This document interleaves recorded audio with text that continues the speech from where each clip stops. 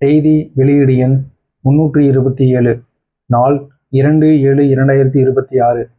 செய்தி வெளியீடு: சென்னை ஒக்கியம் துறைப்பாக்கம் கண்ணகி நகர் மற்றும் எழில் நகர் திட்டப்பகுதிகளில் நடைபெற்று வரும் புனரமைப்பு பணிகளை ஆய்வு செய்த மாண்புமிகு வீட்டுவசதி மற்றும் நகர்ப்புற வளர்ச்சித்துறை அமைச்சர் திரு ப.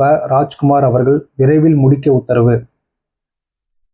மாண்புமிகு தமிழ்நாடு முதலமைச்சர் திரு ச. ஜோசப் விஜய் அவர்களின் உத்தரவின்படி மாண்புமிகு வீட்டுவசதி மற்றும் நகர்ப்புற வளர்ச்சித்துறை அமைச்சர் திரு ப. ராஜ்குமார் மற்றும் உயர்திரு தமிழ்நாடு நகர்ப்புற வாழ்விட மேம்பாட்டு வாரிய தலைவர் திரு கு. ப. கிருஷ்ணன் ஆகியோர் 1/7/2026 அன்று சென்னை ஒக்கியம் துறைப்பாக்கம் கண்ணகி நகர் மற்றும் எழில் நகர் திட்டப்பகுதிகளில் நடைபெற்று வரும் அடுக்குமாடி குடியிருப்புகளின் புனரமைப்பு பணிகளை பார்வையிட்டு ஆய்வு செய்தனர்.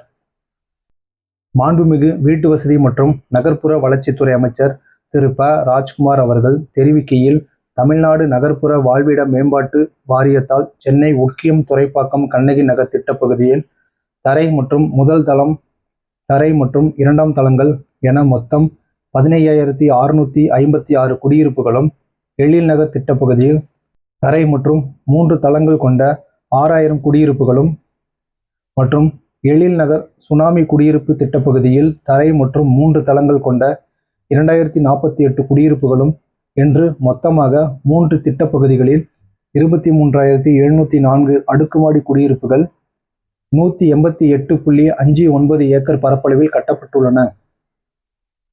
இதில் சென்னை ஒக்கியம் துறைப்பாக்கம் கண்ணகி நகர் திட்டப்பகுதியில் மொத்தமுள்ள 15,656 குடியிருப்புகளில் ரூபாய் 40 கோடி மதிப்பீட்டில் 9,152 குடியிருப்புகளின் புனரமைப்பு பணிகள் மேற்கொள்ளப்பட்டது. மீதமுள்ள 6,504 குடியிருப்புகள் புனரமைப்பு பணிகள் மேற்கொள்ளப்பட உள்ளன. எழில் நகர் திட்டப்பகுதியில் மொத்தமுள்ள 6,000 குடியிருப்புகளில் 3,232 குடியிருப்புகளுக்கான புனரமைப்பு பணிகள் ரூபாய் 40 கோடி செலவில் மேற்கொள்ளப்பட்டு வருகின்றன. எழில் நகர் சுனாமி குடியிருப்பு திட்டப்பகுதியில் மொத்தமுள்ள 2,048 குடியிருப்புகளில் 1,152 குடியிருப்புகளுக்கான புனரமைப்பு பணிகள் ரூபாய் 8.19 கோடி மதிப்பீட்டில் மேற்கொள்ளப்பட்டு வருகின்றன. இந்த புனரமைப்பு பணிகள் உரிய காலத்தில் விரைவாக முடிக்கப்பட வேண்டும் என பொறியாளர்களுக்கு அறிவுறுத்தப்பட்டுள்ளது என தெரிவித்தார். இந்த ஆய்வின் போது சோழிங்கநல்லூர் சட்டமன்ற உறுப்பினர் திரு ப. சரவணன், தமிழ்நாடு நகர்ப்புற வாழ்விட மேம்பாட்டு வாரிய மேலாண்மை இயக்குனர் திருமதி பெ.